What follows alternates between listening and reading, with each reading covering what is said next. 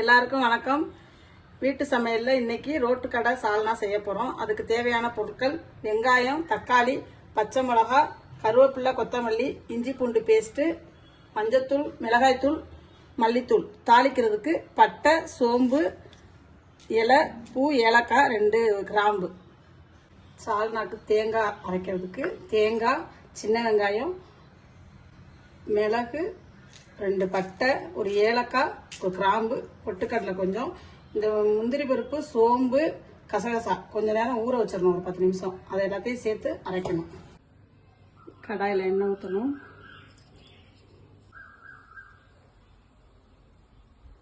எண்ணெய் காஞ்சதும் பட்டை, ஏலக்காய், கிராம்பு, இலை போட்டணும்.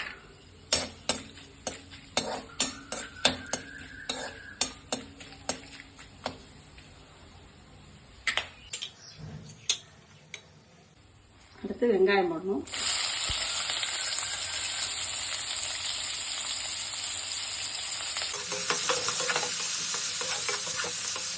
வெங்காயம் நல்லா வதங்கணும்.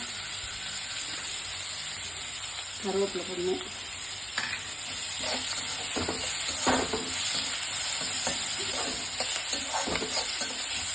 நல்லா வெங்காயம் வதங்கினதுக்கப்புறம் இஞ்சி பூண்டு பேஸ்ட்.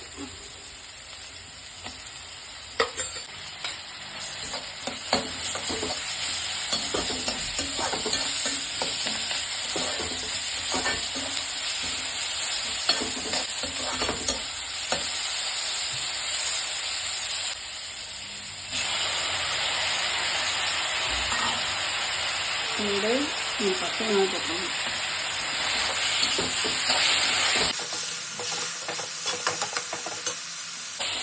நல்லா வதக்கணும். அப்போ பெரிய வெங்காயம் 3 போட்டிருக்கேன்.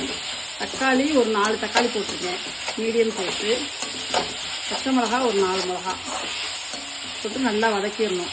இந்த வெங்காயமும் தக்காளியும் நல்லா வதங்குறதுல தான் இந்த குருமா டேஸ்ட்டாக இருக்கும்.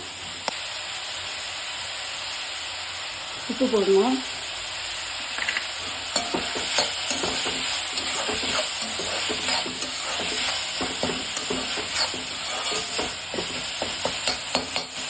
மிளகாத்தூள், மல்லித்தூள், மஞ்சத்தூள்.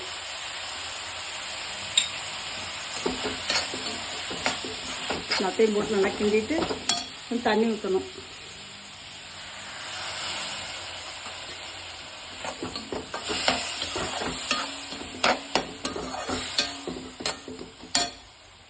கிரேவி மாதிரி நல்லா கொஞ்சம் வேகணும் வெங்காயம் தக்காளி.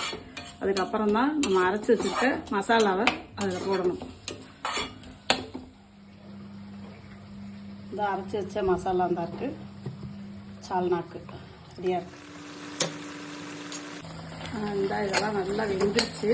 தக்காளி வெங்காயம் எல்லாம் நல்லா கொதிச்சு வச்சிருச்சு. இப்போ அரைச்சி வச்ச மசாலாவை அதில் ஊற்றணும்.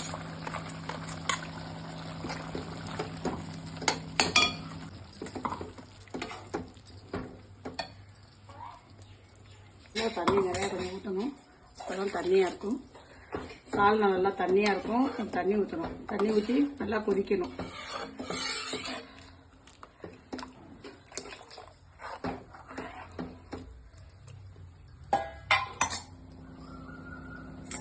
இந்த நல்லா கொதிச்சிருச்சு. சூப்பராக ரோட்டுக்கடை சால்னா ரெடி ஆயிடுச்சு. கொத்தமல்லி, நறுக்கி வச்ச கொத்தமல்லியை போடணும்.